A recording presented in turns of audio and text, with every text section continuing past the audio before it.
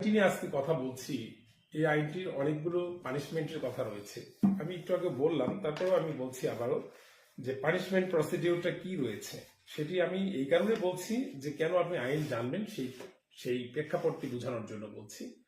যেমন ধর্ষণের শাস্তি রয়েছে মৃত্যুদণ্ড, যৌনপীড়ন করেছেন তার শাস্তি রয়েছে, আপনি স্ত্রীর কাছে যৌতুক দাবি করেছেন শাস্তি রয়েছে, ভিক্ষাবৃত্তি ইত্যাদি উদ্দেশ্যে কোনো শিশুর যদি অঙ্গহানি করেন এটি পানিশেবল অফেন্স।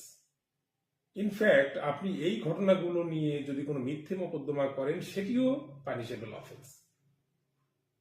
এবারে কেউ ধর্ষণ কমিট করলো, ধর্ষণ কমিট করার পরে যদি যুক্তি প্রদর্শন করে যে আমি জানতাম না যে ধর্ষণ করলে আমার মৃত্যুদণ্ড হবে, আমাকে মুক্তি দেওয়া হোক, তাহলে কি দায় মুক্ত হওয়া যাবে?